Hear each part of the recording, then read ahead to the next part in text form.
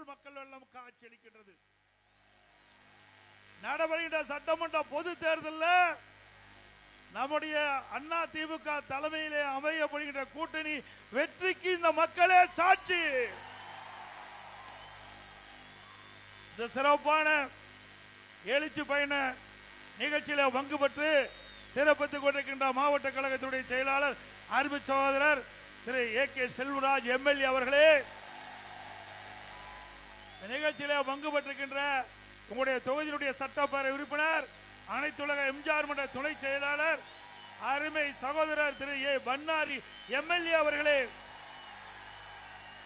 நிகழ்ச்சியில பங்கு பெற்றிருக்கின்ற கழகத்தினுடைய நிர்வாகிகளே, முன்னாள் நாடாளுமன்ற சட்டமன்ற உறுப்பினர்களே, கூட்டணி கட்சி சேர்ந்த தலைவர்களே, நிர்வாகிகளே, வரி என்று சிறப்பித்துக் கொண்டிருக்கின்ற ஒன்றிய கழக செயலாளர்களே, நகர கழக செயலாளர்களே, பேரூர் கழக செயலாளர்களே மற்றும் மாவட்ட கழகத்துடைய நிர்வாகிகளே, வரி என்று சிறப்பித்துக்கின்ற அனைத்து இந்திய அண்ணா திராவிட முன்னேற்ற கழகத்தினுடைய பல்வேறு மட்டத்தில் இருக்கின்ற நிர்வாகிகளே, கூட்டணி கட்சி சேர்ந்த நிர்வாகிகளே, தொண்டர்களே, கழக உறுப்பினர்களே, பெரியோர்களே, தாய்மார்களே, விவசாயிகளே, விவசாய தொழிலாளர் நண்பர்களே, மகளிரை சேர்ந்த சகோதரிகளை அனைவருக்கும் என்னுடைய முதற்கண் நடி கலந்த வணக்கம்.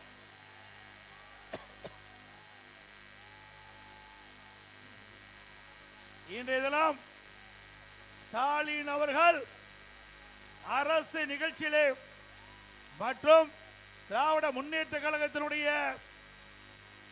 நிகழ்ச்சியிலே பங்கு பெற்று பேசி வருகிறார். இன்றைக்கு அனைத்து இந்திய அண்ணா திராவிட முன்னேற்ற கழகம் பாரதிய ஜனதா கட்சிக்கு அடிமை என்றும், அதோட அண்ணா திமுக பாரதிய ஜனதாவுடைய கிளை அமைப்பாகவும் கிளை அமைப்பாக செயல்படுவதாக ஒரு தவறான செய்தியை அவதூறு பிரச்சாரத்தை பரப்பி வரார். நாம் அப்படியா இருக்கிறோம்? சொந்த காலில் இருக்கின்ற கட்சி அண்ணா திமுக கட்சி, உழைப்பாளில் இறைந்த கட்சி, இளைஞர் பட்டாளங்கள் இறைந்த கட்சி, பொன்மன சம்பல் புரட்சி தலைவர் எம்ஜிஆர் தோற்றுவித்த இயக்கம், அம்மா கட்டிக்காத்த இயக்கம், ஏழைகளை ஏற்ற பெய்த இயக்கம் அண்ணா திமுக இயக்கம். அப்படிப்பட்ட இயக்கத்தை பார்த்து திரு ஸ்டாலின் அவர்கள் ஒரு அவதூறு பிரச்சாரத்தை பரப்பி வருகிறார். அண்ணா திமுகவை பொறுத்த வரைக்கும் யாருக்கும் அடிமை இல்லை, சுதந்திரமாக செயல்படுகிற கட்சி. திமுக கட்சி அடிமை கட்சி, காங்கிரசுக்கு அடிமை.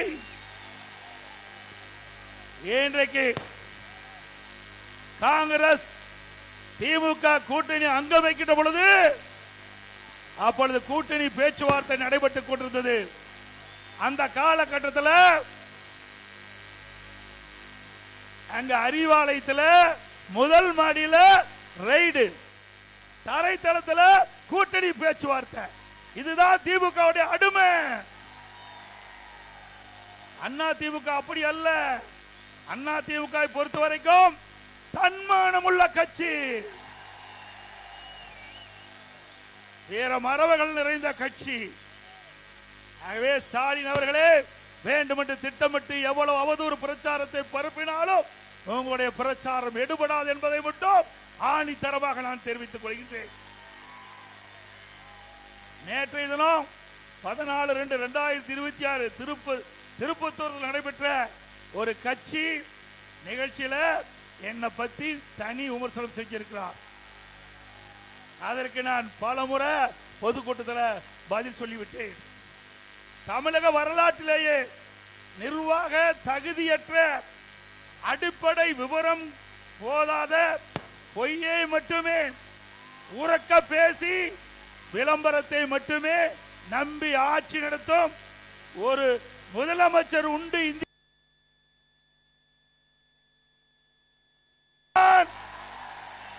ஸ்டாலின் தான். தினம் ஒரு பேர் அறிவிப்பாரு, ஒரு போட்டோ ஷூட் கொடுப்பாரு, அதோட முடிஞ்சு போச்சு. இந்த ஆட்சியில மக்கள் கண்ட என்ன பலன் செஞ்சிருக்காங்களா? இது விவசாய பெருமக்கள் நிறைந்த பூமி.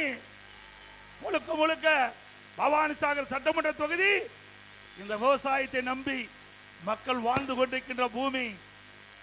இந்த வேட்டு வச்சுட்டே இருக்கிறேன், நிறுத்து. ஆக சிந்தித்து பார்க்க வேண்டும். இன்றைக்கு அனைத்து இந்திய அண்ணா திராவிட முன்னேற்ற கழக ஆட்சியில விவசாயம் செழித்திருந்தது. வறட்சி, விவசாயிகள் பாதிக்கப்பட்டாங்க, வறட்சி நிவாரணம் கொடுத்தோம், விவசாயிகளை காப்பாற்றினோம்.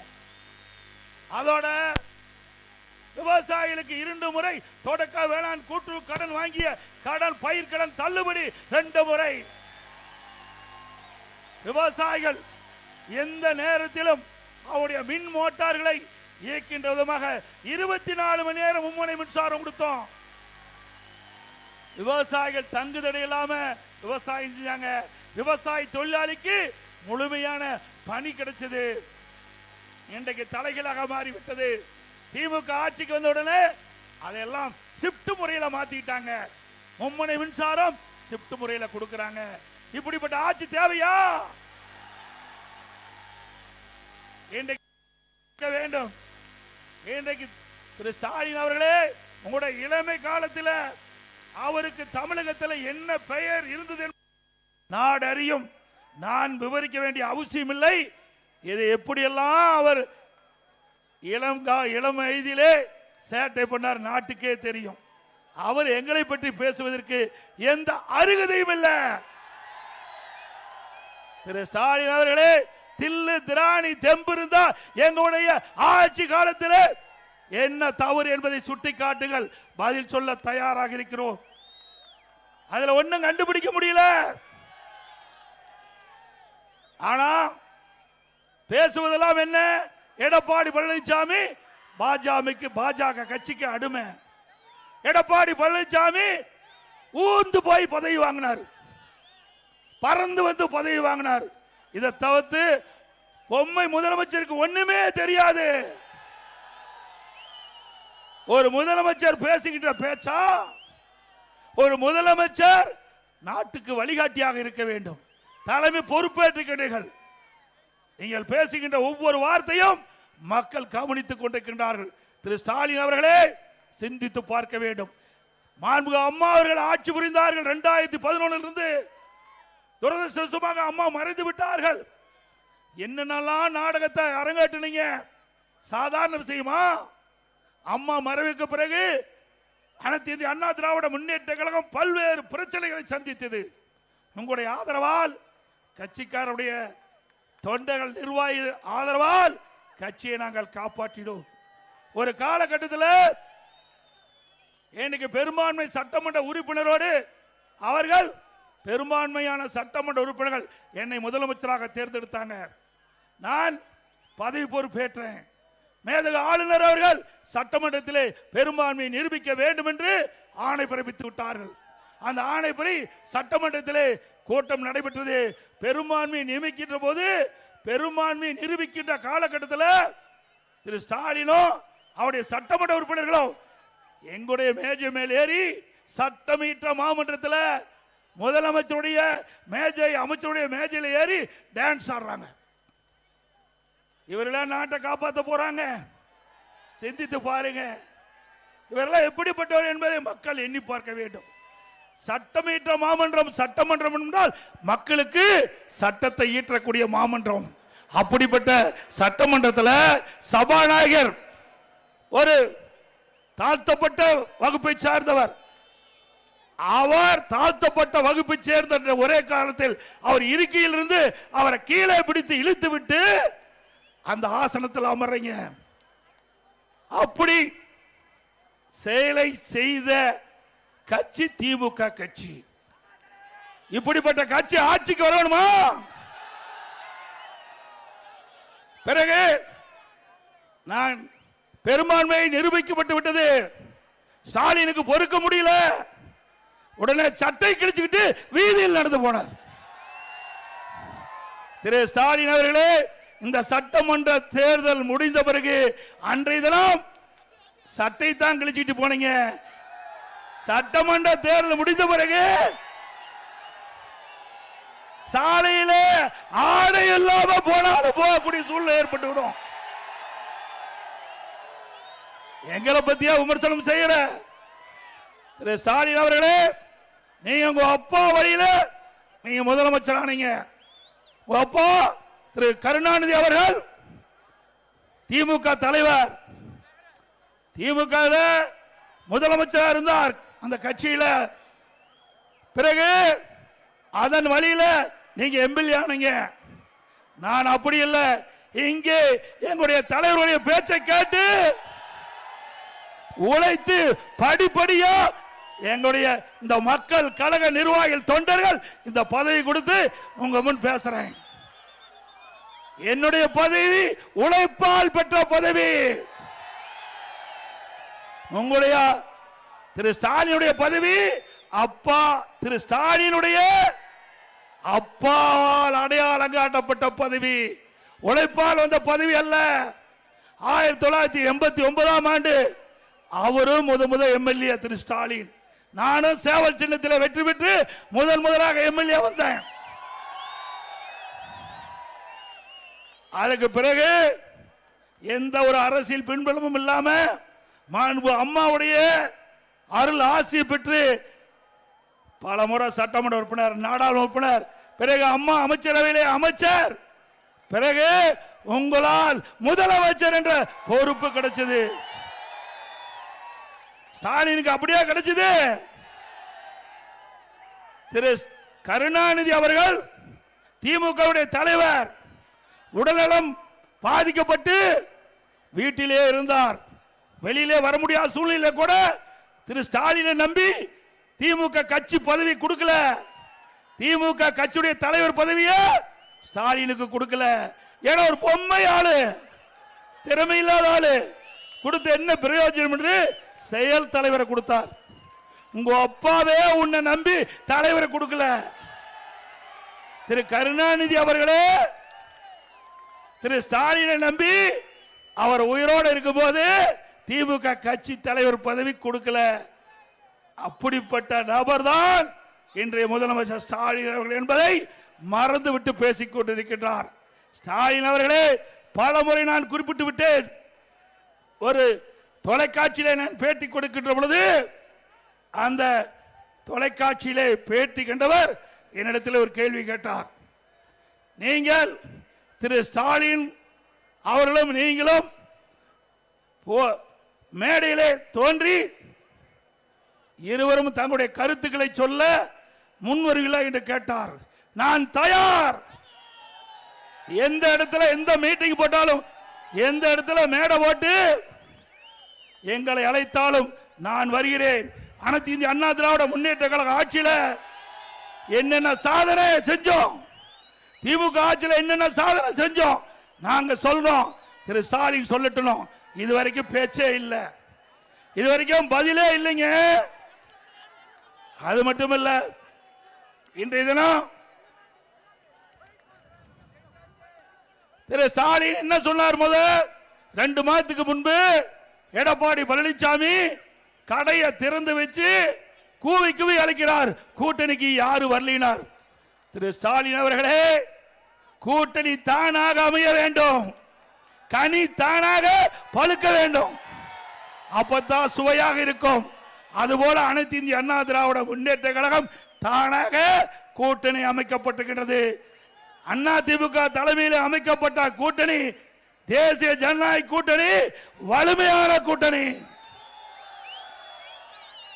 இன்றைய தினம் திரு ஸ்டாலின் தலைமையில் இருக்கின்ற கூட்டணி ஆட்டம் கண்டு போச்சு. உண்மைதானே? தினந்தோறும் பத்திரிகையில் காங்கிரசுக்கும் திமுகவுக்கும் வார்த்தை போர் நடந்து கொண்டிருக்கின்றது. இந்த வருகின்ற சட்டமன்ற பொது தேர்தலில் திமுகவும் காங்கிரசும் கூட்டணி இருக்குமா இல்லையா என்பது சந்தேகம். காங்கிரஸ் ஆட்சியிலே பங்கு வேண்டும், அதிகாரத்திலே பங்கு வேண்டும். கூட்டணி அமைத்திருக்கின்றோம், கூட்டணி மூலமாக வெற்றி பெற்று எங்களை மதிக்கவில்லை என்று குரல் கொடுக்க ஆரம்பித்து விட்டார்கள்.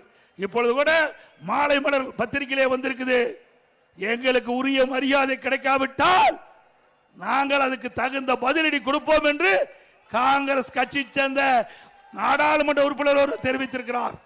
ஆக புகைய ஆரம்பிச்சிட்டது, திமுக காங்கிரஸ் கூட்டணியில அது நிலைக்குமா நிலைக்காது என்று தெரியல. இப்படித்தான் திமுக கூட்டணி. ஒரு பக்கம் திருமாவளவன் ஆட்சியில பங்கு வேணும்னு கேட்கிறாருல்ல. கூட்டணியில குழப்பம் தானுங்க. சொல்லுங்க, கூட்டணியில குழப்பமா? அண்ணா திமுக கூட்டணி வலிமையான கூட்டணி. பாரத பிரதமர் திரு நரேந்திர மோடி அவர்கள் மதுராந்தகத்துக்கு நேரடியா வந்து நம்முடைய தேர்தல் பிரச்சார கூட்டத்தில் கலந்து கொண்டு நம்முடைய கூட்டணி கட்சி தலைவர்களும் மேடையிலே தோன்றி சிறப்பாக நம்முடைய கூட்டணி தேர்தல் பிரச்சாரத்தை துவங்கிவிட்டது.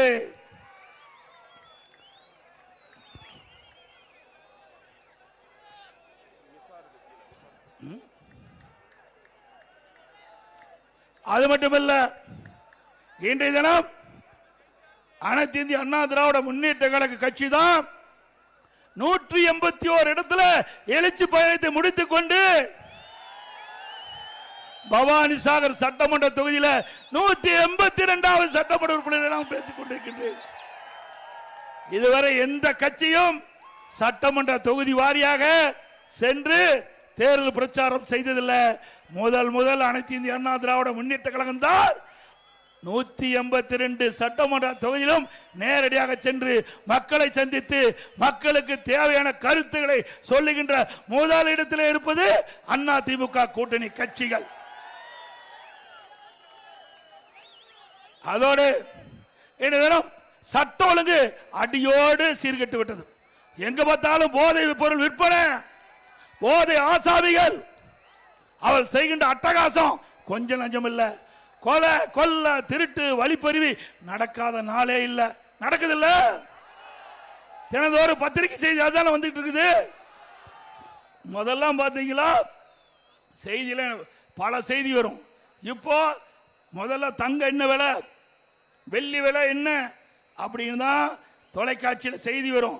இப்போ கொலை நிலவரம் என்ன, போதைப் பொருள் நடமாட்டம் எந்த நிலையில் இருக்குது, அப்படிப்பட்ட நிலவரம் இந்த ஆட்சியில் தான் பார்க்கப்படுகிறது. இப்படிப்பட்ட ஆட்சி தொடர வேண்டுமா?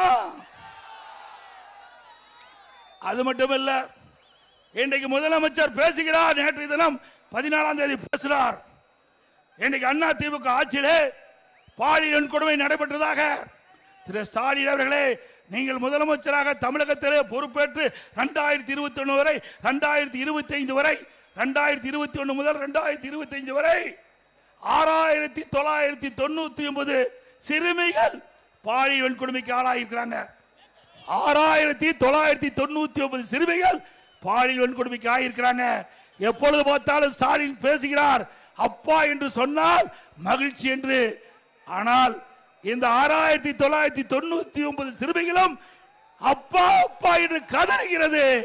உங்கள் காதில் விழவில்லையா? ஆக இந்த ஆட்சி ஒரு மோசமான ஆட்சி என்பதற்கு இதுவே ஒரு உதாரணம். அது மட்டுமல்ல, பெண்களுக்கு பாதுகாப்பு இல்ல, பாட்டிமார்களுக்கு கூட பாதுகாப்பு இல்ல.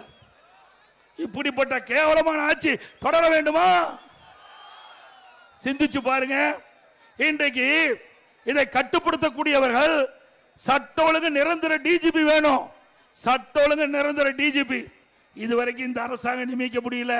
ஒரு டிஜிபி ஓய்வு பெறுவது என்றால் அதற்கு 3 மாதத்துக்கு முன்பாகவே அரசு தகுதியான டிஜிபிகளை மத்தியில் யூபிஎஸ்சிக்கு அனுப்பி அதுல யூபிஎஸ்சி அதுல 3 பேர் தகுதியானவர்களை தேர்வு செய்து மாநில அரசுக்கு அனுப்பி அதில் 3இல் ஒருவரை தேர்ந்தெடுத்து சட்ட ஒழுங்கு நிரந்தர டிஜிபி நியமிப்பது முறை. இன்றைக்கு மத்திய அரசாங்கம் யூபிஎஸ்சி 3 பேரை தேர்வு செஞ்சு மாநில அரசுக்கு அனுப்பிச்சாச்சு. இதுவரை மாநில அரசு டிஜிபி நினைக்கிற நிரந்தர டிஜிபியை சட்ட ஒழுங்கு நிரந்தர டிஜிபியை நியமிக்கல. நீதிமன்றம் வரைக்கும் போயிருக்குது.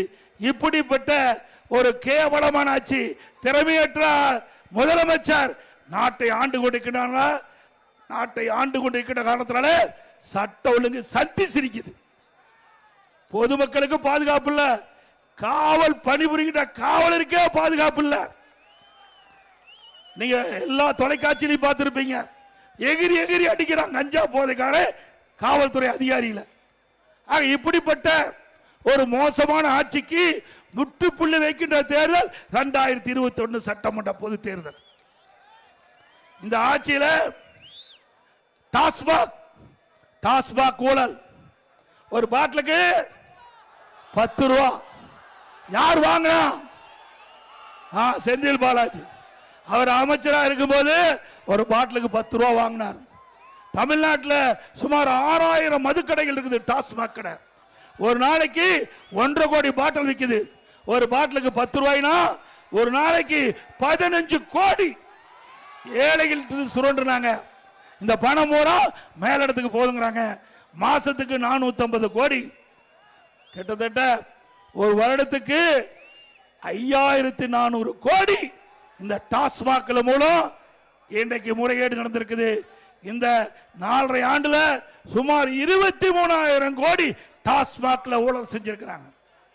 அந்த பணத்தை எடுத்துக்கிட்டு அந்த ஊழல் செய்த பணத்தை வச்சுதான் இந்த தேர்தலில் வாக்காளரை விலைக்கு வாங்க முயற்சி செய்யறாங்க. வாக்காளர் பெருமக்கள் தயவு செய்து அருள்வூர்ந்து நீங்க உஷாரா இருக்க வேண்டும். கொள்ளையடித்த பணத்தை வைத்துக் கொண்டு மக்களை சந்திக்க இருக்கிறாங்க. நாங்கள் திட்டங்களை கொடுத்து மக்களை சந்திக்கிறோம். அதிமுக ஆட்சியில் என்னென்ன சாதனை செய்தோம் என்று சொல்லி கூட சந்திக்கிறோம். திமுக அப்படி சந்திக்கல, சொல்றதுக்கு எதுவும் இல்ல. செஞ்சா தானே சொல்றதுக்கு, சட்டில் இருந்தா தானே ஆப்பையில வரும். இந்த ஆட்சியில் எதுவுமே செய்யலையே. அதிமுக ஆட்சியில் ஒரே வருடத்தில் 11 அரசு மருத்துவக் கல்லூரி மருத்துவமனை கொண்டாந்தோம். 11 அரசு மருத்துவக் கல்லூரி, 7 சட்டக்கல்லூரி, 10 வருஷத்துல 21 பாலிடெக்னிக் கல்லூரி, 68 கலை மற்றும் அறிவியல் கல்லூரி, 4 பொறியியல் கல்லூரி, 5 கால்நடை மருத்துவக் கல்லூரி, ஆராய்ச்சி நிலையம், மிகப்பெரிய கால்நடை பூங்கா, தலைவாசல் 1000 கோடியில, இப்படி பல கல்லூரிகளை திறந்து கற்போட எண்ணிக்கை உயர்த்தணும். பட்ட படிப்பு படிக்கின்ற மாணவருடைய எண்ணிக்கை உயர்த்தணும். மத்திய அரசு நிர்ணயித்த அந்த 2030 அடைய வேண்டிய இலக்கை 2019 நாங்கள் 20 அடைந்தோம். சாதனை படிச்சோம். 100க்கு அம்மா தமிழகத்துடைய முதலமைச்சர் அம்மா பதவி ஏற்கின்ற பொழுது 100க்கு 32 பேர் தான் உயர்கல்வி படிச்சாங்க. அம்மா எடுத்த முயற்சி, அண்ணா திமுக கல்வியிலே புரட்சி மறுமலர்ச்சி ஏற்படுத்திய விளைவு, அதிகமான கல்லூரி திறந்த விளைவு 2019-20 100க்கு 52 பேர் உயர்கல்வி படிச்சாங்க. இன்றைய தினம் புள்ளி வர சொல்லுது 48% தான் இன்றைக்கு இந்த உயர்கல்வி படிக்கக்கூடிய எண்ணிக்கை வந்திருக்கு. 52 48 குறைஞ்சு போச்சு. ஆக இந்த ஆட்சியில சரியாக நிர்வாகம் இல்லாத காரணத்தால உயர்கல்வி படிப்படைய எண்ணிக்கை குறைஞ்சு போச்சு. அதே போல திரு ஸ்டாலின் தேர்தல் நேரத்தில் குறிப்பிட்டார், திராவிட முன்னேற்ற கழகம் ஆட்சிக்கு வந்தா படிக்கின்ற இளைஞர்களுக்கு வேலைவாய்ப்பு உருவாக்கி தருவோம் என்று சொல்லி இன்றைக்கு அரசு சார்பா 5 லட்சம் காலி பணியிடங்கள் இருக்குது. ஆட்சிக்கு வந்த உடனே 5 லட்சம் காலி பணியிடங்கள் நிரப்பப்படும் சொன்னார். நிரப்பினாரா? இதுவரைக்கும் 1 லட்சம் பேர் தான் நிரப்பியிருக்கா சொல்றார். 1 லட்சம் பேர் பணி ஓய்வு பெற்றுட்டாங்க. அவர்கள் ரிட்டையர் ஆயிட்டாங்க. 1 லட்சம் பேர், அந்த 1 லட்சம் பேர் தான் நியமிச்சிருக்காரு. ஆனா கொடுக்கப்பட்ட வாக்குறுதி 5 லட்சம் பேர் நியமிப்பதாக.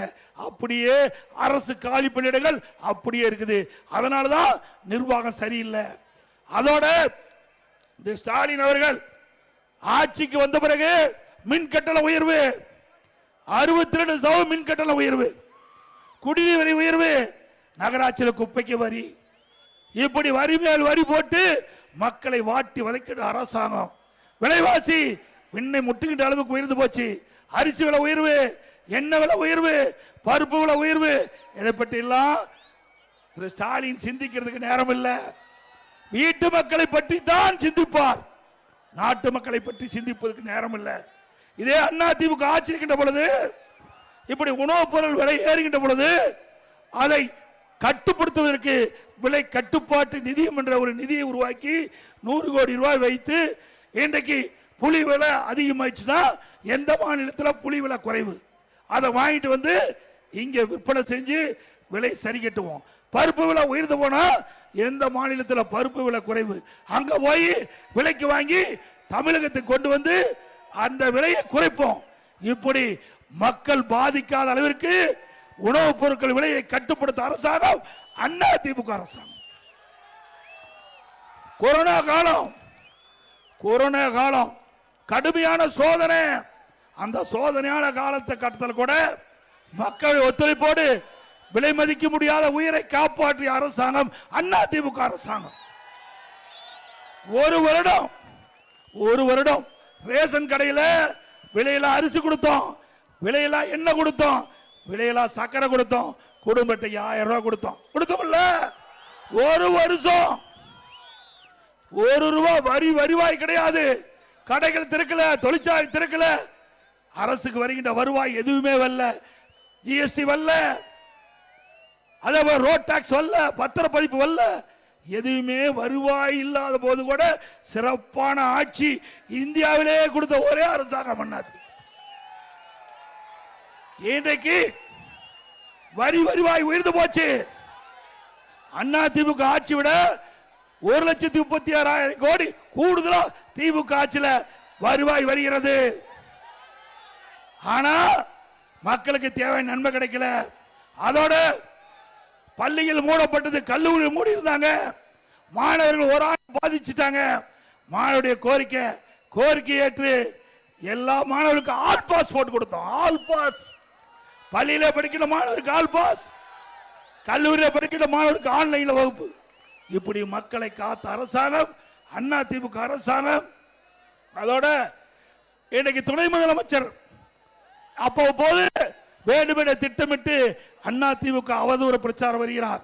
ஒரு படத்தில் ஒரு பாட்டு இருக்குது, இரவில் ஆட்டம் பகலில் தூக்கம், இரவனில் ஆட்டம் பகலில் தூக்கம், இதுதான் எங்கள் உலகம், எங்கள் உலகம் இதுதான் ஒரு பாடல் வருது. அது மாதிரி இன்று இருக்கின்ற துணை முதலமைச்சர் இரவுல பகல்ல நாட்டு மக்களையே பார்க்காத முதலமைச்சர். இன்னொரு படி போல மேல போய் இன்ஸ்டாகிராம், அந்த இன்ஸ்டாகிராம்ல அவர் ஒரு போஸ்டுக்கு லைக் போடுறார். அது என்னன்னு நீங்களே முடிவு செஞ்சீங்க. எப்ப போடுறாரு? நள்ளிரவுல போடுறார். நேரம் நள்ளிரவுல இந்த லைக் போடுறார். இப்படிப்பட்ட துணை முதலமைச்சர் நாட்டுக்கு தேவையா?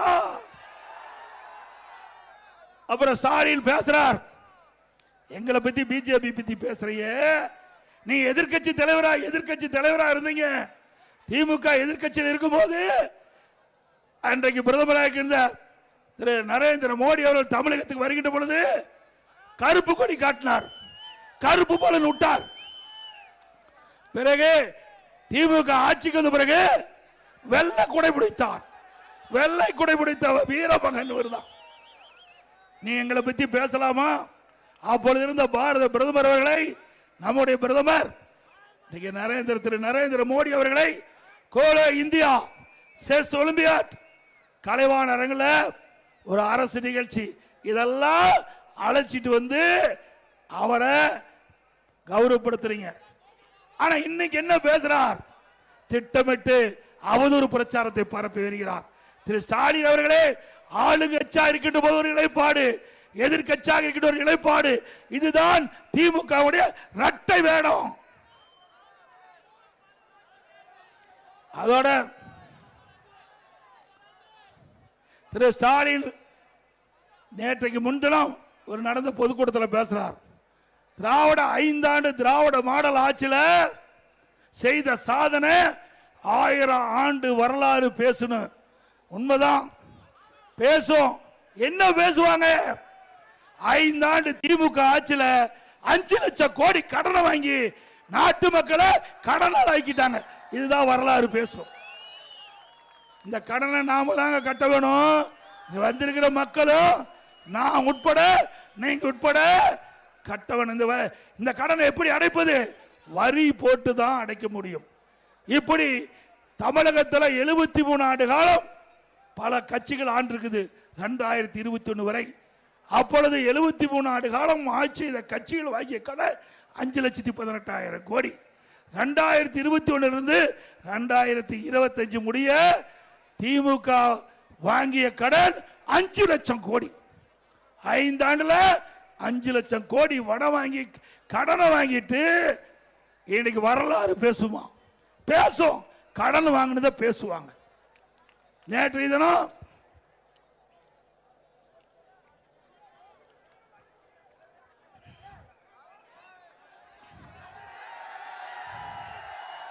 கோபிக்கு மட்டுமல்ல நாட்டுக்கே விடுதலை.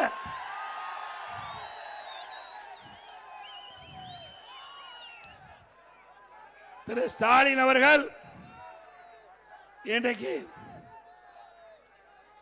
ஆட்சி பொறுப்பேற்கிறதுக்கு முந்தி பல ஊழல்கள், கொஞ்ச நஞ்ச ஊழல் இல்ல. இன்றைக்கு ஸ்டாலின் பேசுறார், அண்ணா திமுக ஊழல் புரிந்ததுன்னு. திரு ஸ்டாலின் அவர்களே, உங்களுடைய அமைச்சரவையில் இருக்கின்ற ஒரு துறை நகர்ப்புற வளர்ச்சி துறை, நகர்ப்புற வளர்ச்சி துறை, குடிநீர் வழங்கல் துறை, அதுல முறைகேடு நடைபெற்றதாக அமலாக்கத்துறை ஆதாரத்தோட கண்டுபிடிச்சு அவர் மீது நடவடிக்கை எடுக்க வேண்டும் என்று 2 முறை நம்முடைய தலைமை பொறுப்பில் இருக்கின்ற காவல் அதிகாரிக்கு அனுப்பப்பட்டிருக்கிறாங்க. இதுவரைக்கும் நடவடிக்கை எடுக்கல. இப்ப நீதிமன்றத்தில் வழக்கு இருக்குது. இன்னொன்னு டிரான்ஸ்பாரம், திரு செந்தில் பாலாஜி, செந்தில் பாலாஜினாவே கத்துறீங்க. ஊழலுக்கு பேர் போனது திமுக. டிரான்ஸ்பாரத்தில் 32 டெண்டர் போடுறாங்க. ஒரே ரேட், ஒரே ரேட். இந்தியாவில் இப்படி எங்கேயுமே டெண்டர் நடந்தது கிடையாது. ஒரே ரேட்ல 32 டெண்டர். அந்த ஊழல் நீதிமன்றத்தில் நிக்குது. இதையெல்லாம் வருகின்ற பொழுது தேர்தல் நேரத்தில் பத்திரமா இருப்பாங்க. எங்க இருப்பாங்களோ அங்க இருப்பாங்க. சட்டத்திலிருந்து தப்பவே முடியாது. ஊழல் செஞ்சவங்க தப்ப முடியாது. உப்ப தின்றவங்க தண்ணி குடிச்சே ஆக வேண்டும். ஆக திமுகவில் மிகப்பெரிய ஊழல் நடந்திருக்குது. இந்த ஊழல் எல்லாம் வெளிப்படையாக கொண்டு வருவோம். இதை சட்ட நீதியாக நாங்கள் இதற்குண்டான நடவடிக்கை எடுப்போம். நீங்க 2 நாளைக்கு முந்தி பாத்தீங்கன்னா கனிம வள கொள்ள, மணல் திருட்டு கரூர்ல என்னுடைய முன்னாள் அமைச்சர் அறிவிச்சார் விஜயபாஸ்கர் அவர்கள் பல முறை அதிகாரி சொல்லி பார்த்தாங்க. எந்த நடவடிக்கை எடுக்கல. 5 ரீச் அங்க இருக்கின்ற திமுக கட்சி சேர்ந்த நிர்வாகிகள், அங்க இருக்கின்ற எம்எல்ஏ துணையோட 5 ரீச்ல ஒரு நாளைக்கு 3000 லோடு நடத்திட்டு இருந்தாங்க. அங்க இருக்கின்ற கலெக்டருக்கு தெரியும், எஸ்பிக்கு தெரியும், அங்க இருக்கிற காவல்துறை அதிகாரி, ரெவன்யூ அத்தனை பேருக்கு தெரியும். பல முறை பெட்டிஷன் அனுப்பி நேரடியாக குரல் கொடுத்து போராட்டம் நடத்த நடக்கல. 2 நாளைக்கு முந்தி இவரே ஊர் மக்களோட போய் அந்த மணல் கொள்ளையை தடுத்து நிறுத்தி எல்லா பத்திரிகையிலும் வந்தது. திரு ஸ்டாலின் அவர்களே, அண்ணா திமுக ஆட்சி மலரும். இதற்கு இந்த மணல் கொள்ளைக்கு எந்தெந்த அதிகாரிகள் உடந்தையாக இருந்தார்களோ அவர்கள் மீது சட்ட நீதியாக நடவடிக்கை எடுக்கப்படும். எங்க பட்டம் பகல்ல மணல் அள்ளிட்டு போறாங்க. காவல்துறை அதிகாரிகள் பாதுகாப்பா இருக்கிறான். மணல் திருட்டுக்கு காவல்துறை அதிகாரிகளும் வருவாய்த்துறை அதிகாரிகளும் பாதுகாப்பா இருப்பது எந்த விதத்தில் நியாயம்? ஆக அதிமுக ஆட்சி வந்தவுடன் சட்டத்தின் ஆட்சி நடக்கும். அப்பொழுது இந்த ஊழல் செய்தவர்கள் அத்தனை பேரும் தண்டிக்கப்படுவார் என்பதை நேரத்தில் தெரிவிக்கிறேன். அதோட திமுக ஆட்சி வந்தவுடனே போராட்டம், விவசாயிகள் போராட்டம், செவிலியர்கள் போராட்டம், தூய்மை பணியாளர்கள் போராட்டம், மருத்துவர்கள் போராட்டம், சத்துணவு அமைப்பாளர்கள் போராட்டம், இப்படி தமிழகம் ஒரு போராட்ட களமா மாறிட்டது. எவ்வளவு மோசமான ஆட்சி தமிழகத்தில் தான் பார்க்கப்படுகிறது. ஆக அனைத்து இந்திய அண்ணா திராவிட முன்னேற்ற கழக ஆட்சி விரைவிலே மலர நீங்கள் அத்தனை பேரும் நல்ல ஆதரவை தர வேண்டும் என்று சொல்லி, அது மட்டும் இல்லைங்க, இன்னைக்கு நாட்டில் பணத்தை திருடுவாங்க, நகையை திருடுவாங்க. ஆனா இந்த ஆட்சியில உடல் உறுப்பு திருடுறாங்க. இங்க வந்திருக்கிற நம்முடைய தொண்டர்கள், பொதுமக்கள் யாராவது திமுக கட்சி, திமுக நிர்வாகிகளோ அல்லது திமுக கட்சி சேர்ந்தவர்கள் மருத்துவமனையில் அவர்கள் கிளினிக் வச்சு நடத்தியிருந்து நீங்க போய் அறுவை சிகிச்சை செஞ்சிருந்தா ஸ்கேன் பண்ணி பாத்துங்க, உள்ள இருக்கிற உறுப்பு இருக்குதா இல்லையான்னு பாத்துங்க. திமுக சேர்ந்த சட்டமன்ற உறுப்பினர் அவருடைய மருத்துவமனையில் ஏழைகளுடைய வறுமையை பயன்படுத்தி அவருடைய கிட்னியை முறைகேட எடுத்திருக்கிறாங்க. இத திமுக அரசாங்கமே கண்டுபிடிச்சு இதுவரைக்கும் நடவடிக்கை எடுக்கல. அண்ணா திமுக ஆட்சிகளுடனே இந்த கிட்னி முறைகேட்டில் ஈடுபட்டுகிறவர்களை கண்டிப்பாக சட்டத்தின் முன் நிறுத்தப்பட்டு அவர்களுக்கு தண்டனை பெற்று தரப்படும்.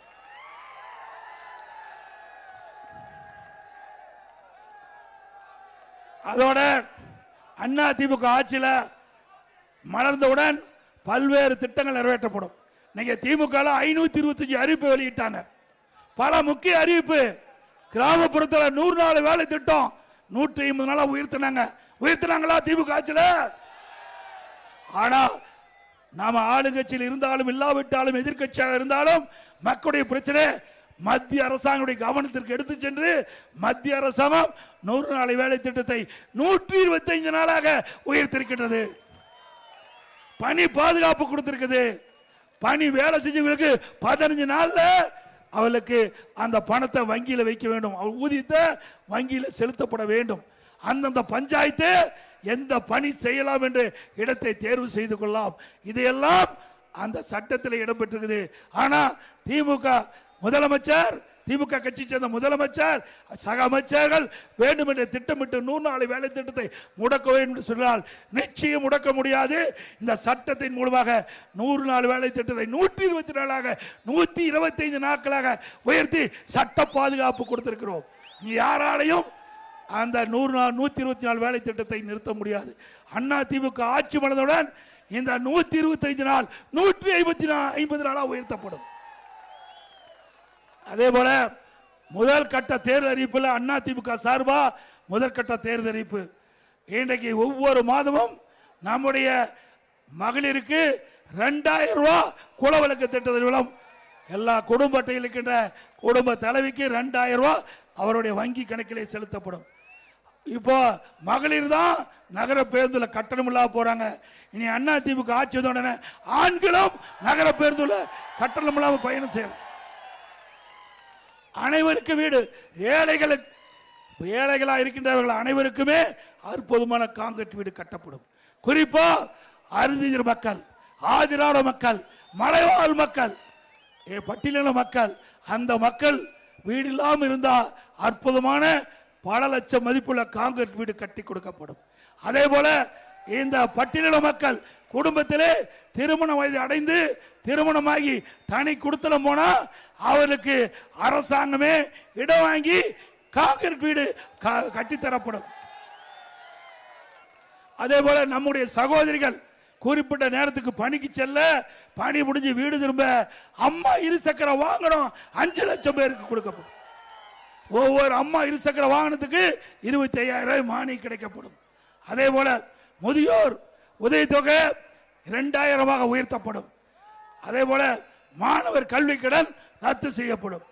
அதே போல ஒவ்வொரு குடும்பத்திற்கும் வாழ்வாதார உதவியாக 3 கேஸ் சிலிண்டர் வழங்கப்படும். தமிழர்கள் வீர விளையாட்டு ஜல்லிக்கட்டுல வீரர்கள் காலை பிடிக்கும் போது அசமானம் ஏற்பட்டு உயிர் நீத்தா அவருக்கு 10 லட்சம் ரூபாய் குடும்பத்துக்கு கொடுக்கப்படும். அதோட படுகாயமடைந்த 2 லட்சம் கொடுக்கப்படும். அதோட வீர விளையாட்டில் கலந்து கொண்ட ஜல்லிக்கட்டிலே வீர விளையாட்டில் கலந்து கொண்ட ஜல்லிக்கட்டு வீரர்களுக்கு இன்சூரன்ஸ் செய்யப்படும். அதே போல ஜல்லிக்கட்டு போட்டியிலே கலந்து கொள்கின்ற காளைகளுக்கு, பதிவு செய்யப்பட்ட காளைகளுக்கு இன்சூரன்ஸ் செய்யப்படும். அதேபோல சிறுபான்மை வகுப்பை சேர்ந்த மகளிர் சுயக்குழு தொடங்குவதற்கு வட்டிலா கடன் மற்றும் மாற்றுத்திறனாளி கூட்டுறவு வங்கி கடன் தள்ளுபடி செய்யப்படும்.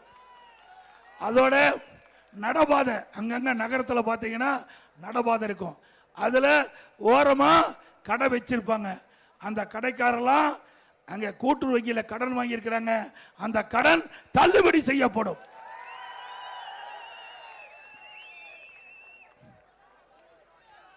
இந்த ஆட்சியில டிஎன்பிசி தேர்வு நடத்தினாங்க. அந்த டிஎன்பிசி தேர்வுல கூட முறையாக நடத்தப்பட முடியல. ஏன்னா இதுவரைக்கும் தமிழக வரலாறுலயே டிஎன்பிசி தேர்வு அறிவிக்கப்பட்டு ரத்து செஞ்சது கிடையாது. டிஎன்பிசி தேர்வில் சரியா முறையாக செய்யாத காரணத்தில் அந்த தேர்வை ரத்து செய்த ஒரே அரசாங்கம் திமுக அரசாங்கம். இந்த பகுதியில் அத்திக்கட அவனாசி திட்டத்தை நிறைவேற்றி கொடுத்தது அண்ணா திமுக. விவசாய கோரிக்கை அத்திக்கட அவனாசி திட்டம், விடுபட்ட பகுதிகள், விடுபட்ட ஏரிகள், அந்த ஏரிகள்லாம் கணக்கிட்டு அத்திக்கட அவனாசி திட்டம் 2 செயல்படுத்தப்படும் அண்ணா திமுக ஆட்சியில். அது மட்டுமல்ல, குடிமராமத்து திட்டம் இந்த ஆட்சியில் நிறுத்திட்டாங்க. அண்ணா திமுக ஆட்சி கிட்ட பொழுது மழை காலத்தில் பெய்கின்ற நீர் முழுவதும் சேமித்து வைக்கின்ற விதமாக ஏரி குளம் குட்டையெல்லாம் நாங்கள் தூர்வாரி இருந்தோம். அதனால மழை காலத்தில் பெய்கின்ற நீர் முழுவதும் சேமித்து வச்சோம். இந்த ஆட்சியில் அதை ரத்து செஞ்சு விட்டாங்க. மீண்டும் அண்ணா திமுக ஆட்சி வந்த உடனே குடிமராமத்து திட்டம் தொடரும்.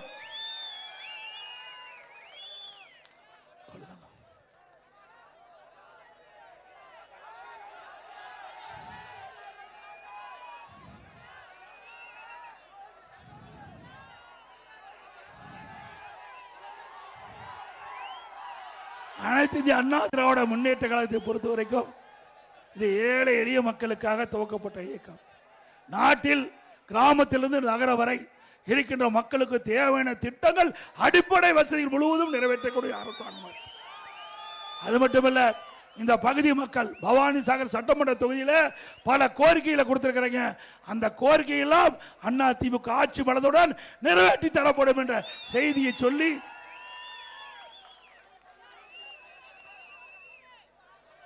இந்த சிறப்பான நிகழ்ச்சியிலே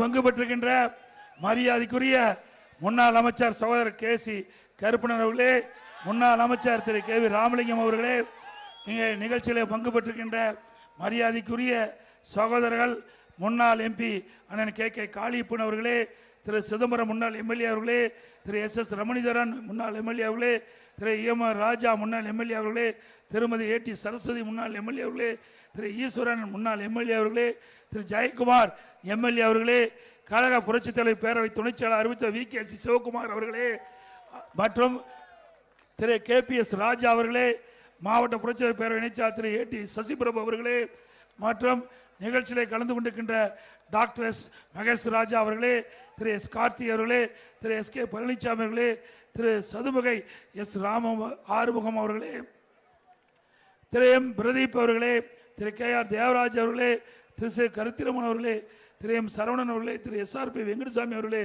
திரு AN அருள்முருகன் அவர்களே, திரு OM சுப்பிரமணியம் அவர்களே, திரு KG சதீஷ் அவர்களே, திரு CN மாரப்பன் அவர்களே, திரு KR ரங்கசாமி அவர்களே, திரு S நாச்சிமுத்து அவர்களே, திரு VA பழனிசாமி அவர்களே, திரு DS பழனிசாமி அவர்களே, திரு ஆசனூர் AR சுப்பிரமணியம் அவர்களே, திரு M மாதேஷ் அவர்களே, திரு R சதீஷ் அவர்களே, திரு PN தேவமுத்து அவர்களே, பேரூராட்சி செயலாளர் திரு K செல்வம் அவர்களே, திரு SK நடராஜன் அவர்களே, மற்றும் இன்றைக்கு மாநில பாஜக மாவட்ட தலைவர் திரு SM செந்தில்குமார் அவர்களே, பொதுச்செயலாளர் திரு ஜெயராமன் அவர்களே, பாஜக பொதுச்செயலாளர் திரு S நடராஜன் அவர்களே, மாவட்ட பொதுச் திரு கார்த்திகேயன் அவர்களே, பாரதிய ஜனதா கட்சி திரு உமா கார்த்திகேயன் அவர்களே, அமமுக மாவட்ட திரு சி திருநாக்கரசு அவர்களே, அமமுகவை சேர்ந்த S சரவணகுமார் அவர்களே, அமமுக சேர்ந்த நகர செயலாளர் திரு N மூர்த்தி அவர்களே, பாமக மாவட்ட செயலாளர் திரு SK மூர்த்தி அவர்களே, மற்றும் ஷேக் மொய்தீன் அவர்களே, மற்றும் தமிழ் மாநில காங்கிரஸ் கட்சியை சேர்ந்த முன்னாள் எம்எல்ஏ அண்ணன் விடியல் சேகர் அவர்களே,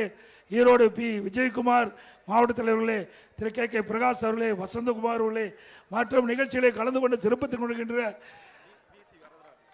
திரு VC வரதராஜன் அவர்களே,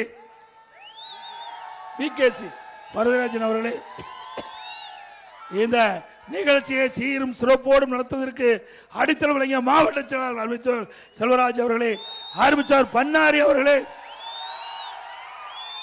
இங்கே நிகழ்ச்சியை சிறப்பாக நடத்திய நகர கழக செயலாளர், ஒன்றிய செயலாளர், பேரூர் செயலாளர், கழகத்தினுடைய அனைத்து நிர்வாகிகள், கூட்டணி கட்சி சேர்ந்த தலைவர்கள், நிர்வாகிகள், தொண்டர்கள், கழக உறுப்பினர்கள், பொதுமக்கள் அத்தனை பேருக்கும் நன்றி நன்றி நன்றி.